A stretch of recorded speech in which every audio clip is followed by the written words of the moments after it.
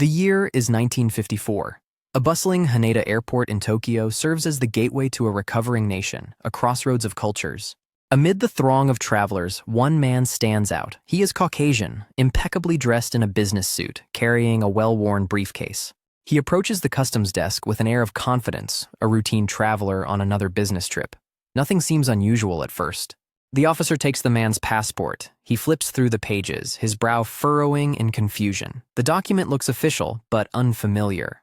He looks up at the traveler, then back at the passport. The country of origin listed is Taured, a name he has never heard of. The officer calls over his superior. A quiet discussion begins, hushed words exchanged over the strange document. The line behind the man grows. The traveler remains patient, though a hint of weariness appears on his face. He insists his country is real, a nation with 1,000 years of history. His passport bears legitimate-looking stamps from previous visits to Japan and other countries, deepening the confusion for the airport authorities. Unable to verify his nationality or the existence of his country, the officials make a decision. The man must be detained for further questioning. He is politely led away from the public eye, down a sterile corridor into a small, featureless room. The first chapter of the mystery has begun. The room is sparse, lit by a single overhead lamp. Two immigration officers sit across a simple wooden table from the mysterious traveler. The questions are calm and procedural. Name, date of birth, purpose of visit. He answers everything clearly, his primary language being French. However, he also speaks fluent Japanese and several other languages, a fact that both impresses and unnerves his interrogators. The conversation inevitably returns to his homeland. "Show us," one officer says. "Show us where Taured is." An atlas is placed on the table. The man opens the atlas to the map of Europe. Without a moment's hesitation, his finger lands decisively on a spot on the border of France and Spain. The officers lean in. The place he is pointing to is the Principality of Andorra. For them, Taured does not exist.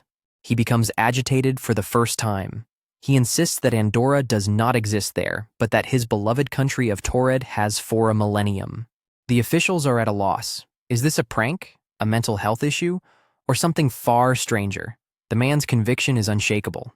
They check his wallet. It contains currencies from several different European countries, all appearing perfectly normal, adding another layer of legitimacy. But the central fact remains. The country on his passport, the homeland in his heart, is a place that, in this world, simply isn't there. The interrogation continues, circling the same impossible points. The officials decide to scrutinize his documents again, searching for any flaw. The passport itself is a work of art. The paper quality, the printing, the crest of Taured, it all feels undeniably real. Most perplexing are the visa stamps. There are entry and exit stamps from Narita Airport from years past, long before this current trip. There are stamps from Paris, Rome, and Berlin. The officials recognize their own government's markings, yet they are in a passport from a non-existent nation. The man points to these stamps as proof. "I have been here before. Your colleagues let me in. Why is it a problem now?" His logic is sound, yet it defies reality. No record of Taured exists, no diplomatic relations, no trade agreements, nothing. They examine his driver's license, also from Taured. It is as detailed and convincing as the passport, another piece of an impossible puzzle. The details are what make his story so maddeningly plausible. Every piece of documentation is consistent with his impossible claim. The officials feel trapped in a paradox. The evidence in their hands supports the man, but the world outside the room refutes him completely. As hours pass, the mystery doesn't unravel. It knits itself tighter, weaving a tapestry of logic and impossibility around the man from Taured. The questioning shifts to the purpose of his visit. "Business," he states simply. "I have a meeting with a subsidiary of my company." He produces a letter of invitation and a schedule of meetings from his briefcase. The letterhead is for a large, multinational corporation. He even has a checkbook from an unknown bank, presumably the First National Bank of Taured, further solidifying his narrative. The officials take down the name of the Japanese company he is supposed to meet. One of them leaves the room to make a phone call. He speaks with directory assistants, then with business registries. The result is always the same: silence. The company does not exist. They also check the hotel reservation he mentioned. The hotel has no booking under his name, nor are they expecting a guest from his company. The officer returns to the interrogation room, his face grim. He informs his colleague and the traveler of his findings, or lack thereof. For the first time, the man from Taured looks genuinely shocked and confused. Impossible, he mutters. They are expecting me.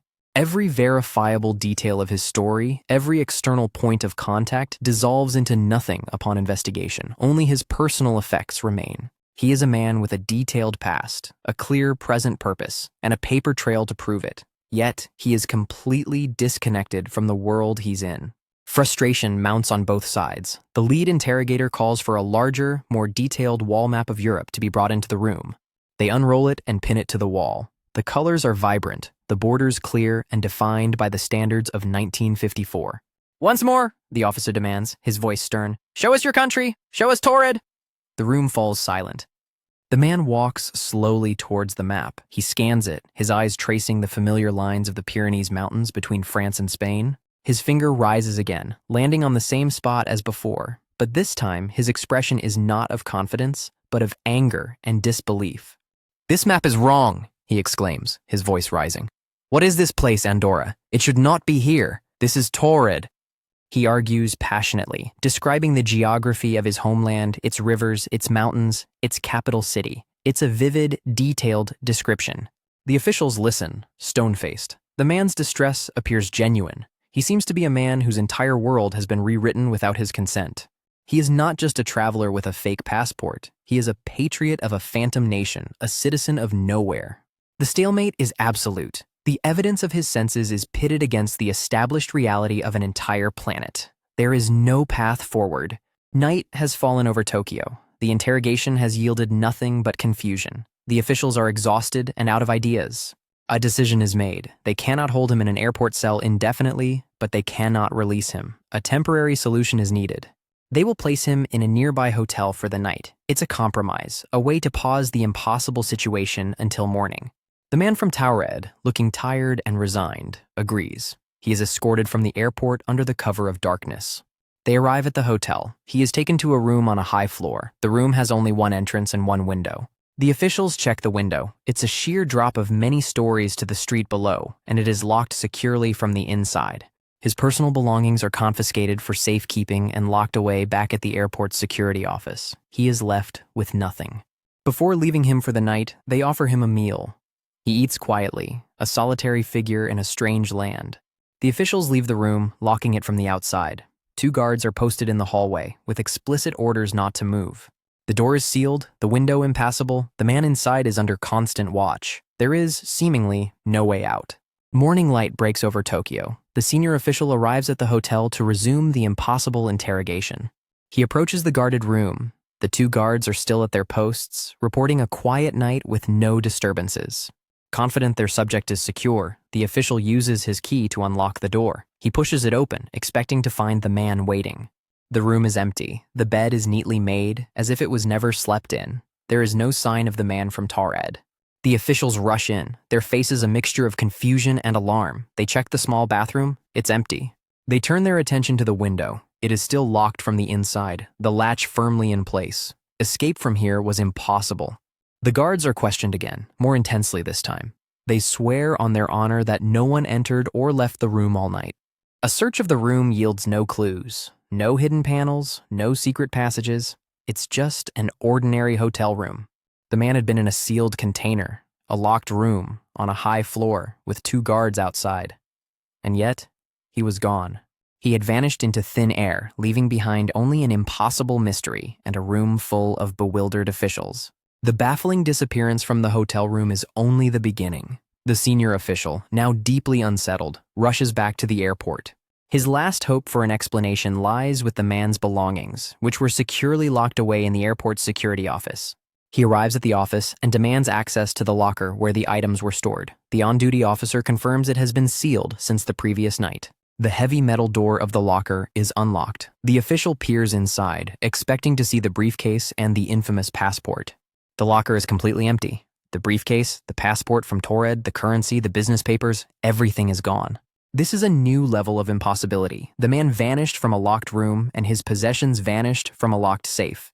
There was no sign of a break-in, no forced locks, no alarms triggered. The evidence had simply ceased to exist. It was as if the man from Taured had never been there at all. The only proof of his existence was in the memories of the officials. Every physical trace of his 24-hour stay in their world had been erased, wiped clean from reality itself.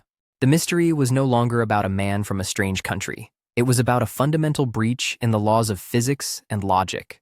The official investigation hits a dead end. With no subject, no evidence, and no rational explanation, the case is quietly closed.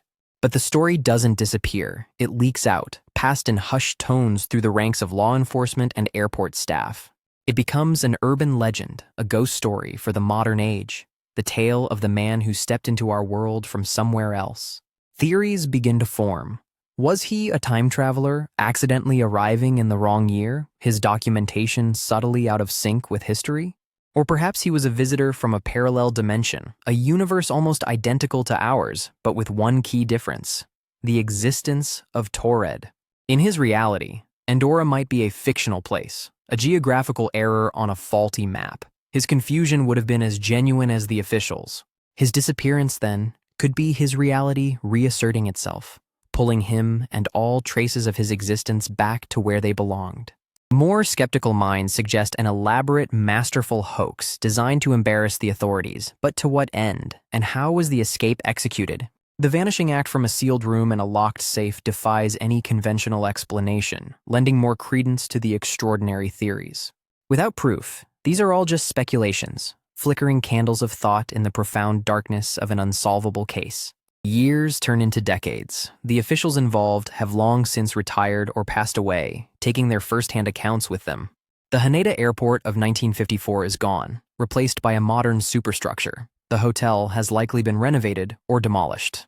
Physical locations change, but the story endures, passed down through books, articles, and now the vast expanse of the internet. No new evidence has ever surfaced. No country has ever come forward to claim him. No one has ever solved the impossible escape. The man from Taured remains a complete enigma, a name without a face, a country without a border, a story without an ending. He represents a chilling possibility that our understanding of the world, our maps, our history, might be more fragile than we think. Was he just a strange footnote in history, or a fleeting glimpse into a reality just next door to our own? Perhaps somewhere in a parallel world, an official in the Republic of Taured is telling a story about a confused man who arrived with a passport from a non-existent country called Andorra. The story serves as a stark reminder that some questions may never have answers, and that the universe is likely far stranger than we can possibly imagine. For one brief day in 1954, reality seemed to tear open, revealing a man who came from a country that, for us, doesn't exist.